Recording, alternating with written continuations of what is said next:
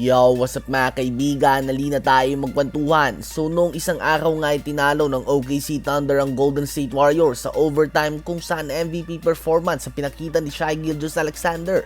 Siya ay nagtala ng 40 points, 7 rebounds, 6 assists, 2 steals and 2 blocks on 18 of 29 shooting sa field. 36 points, 10 rebounds, 5 assists, 2 steals and 2 blocks din si Chet Holmgren.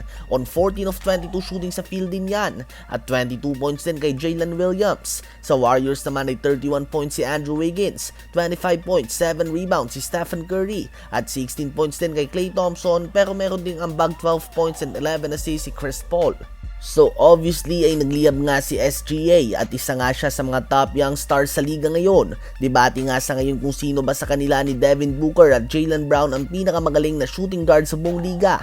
Ngunit matapos nga ang game ay nagpost si Shai Gilgeous-Alexander ng kanyang mga highlight plays sa game kontra sa Warriors at lahat lang nga ito kontra kay Stephen Curry.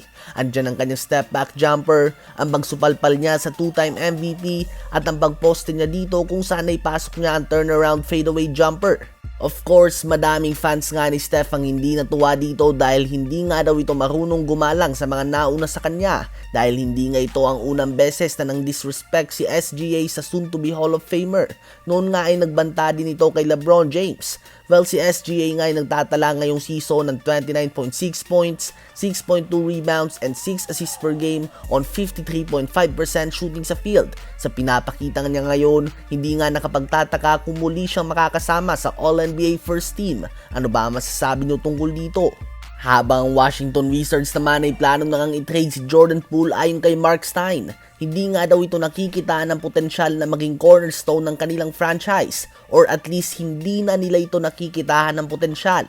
Si Jordan Poole ay talagang nagsastruggle ngayon mga kaibigan. Siya ay nagtatala lamang ng 15.5 points, 2.5 rebounds, 3.7 assists, 0.4 blocks, 1.2 steals, and 3.2 turnovers per game on 39.2% shooting sa field and 27.8% shooting naman sa 3-point line. Mas maganda pa nga ang stats niya sa Warriors noon kaysa ngayon bilang ang number 1 or number 2 option ng opensa ng kanilang team.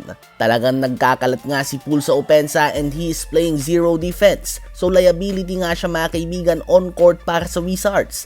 Ayon kay Paul Pierce ay nakikita nga daw ni Poole ngayon kung gaano kahirap maging ang main man ng isang team. Iba nga daw ang depensa sa'yo ng team kapag third or fourth option ka lang kaysa tuwing ikaw ang focal point ng offense mismo. Dumadalas na nga daw ang mga double team at umaangat din ang physicality ng defense at ngayon pala nga daw ito na pagtatanto ni Jordan Poole. So posibleng hindi nga magtatagal ang panahon ni Jordan Poole bilang ang main man ng isang team at mukhang may babalik na siya sa pagiging third or fourth option and maybe even a bench role. Sa ngayon ang Wizards ay bumagsak na sa record at 2 wins and 11 losses matapos sa muling matanggap ang talo kontra sa Milwaukee Bucks kanina lang. Saan team nyo ba gustong maglaro si Jordan Poole na sunod?